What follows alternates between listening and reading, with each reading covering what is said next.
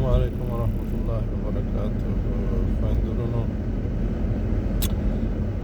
روژه راغله، خوند ترې واخلئ، مزې پکې وکړئ، ګټې ترې واخلئ. تاسې باور وکړئ چې که موږ او تاسې دا روژه داسې ونیسو څنګه چې د خدای پاک امر دی، ډېره په خوشحالۍ به وځي. موږ دا څو لسیزې د ټولو عباداتو او د خپل ژوند هغه اصول او منشور او تګلاره بدله کړې ده.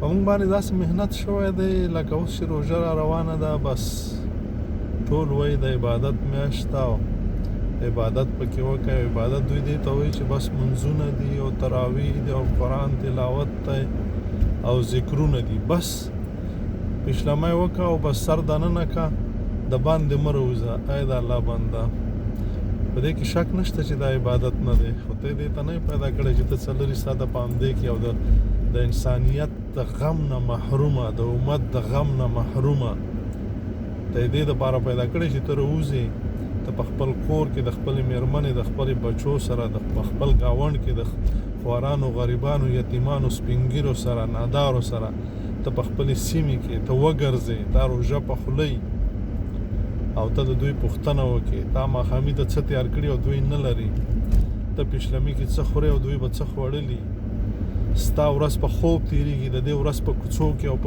په بازار کې په دې تېرېږي چې یو د روژه ماتي دپاره یو کپ ډوډۍ پیدا کړه، یو شی پیدا کړه. دې ته وایي عبادت. دې ته نه وایي چې دا پیشلمی کړی او سر د دننه کړی څوک ونه ګوري او بس سترګې د پړسېدلي راپاڅېږي او بیا روره کښېني او تسبیح د په لاس دي او اعصاب د په خراب وي او وړکي ته وایي، زوی ته وایي چې هله څه شی شته دی او که نه شته دی، خوراک ته ولاړ شه، دا راوړه او لاړ شه هغه راوړه، او میاشت عبادت ته لار مو غلطه کړې ده.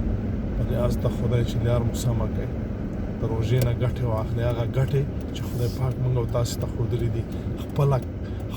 خپل خواړه د نورو سره نیم کړئ، دا نه چې په دسترخوان د 14 قسمه شیان ایښي وي او په ګاونډ کې د خوار، غریب، یتیم، سپینګیری،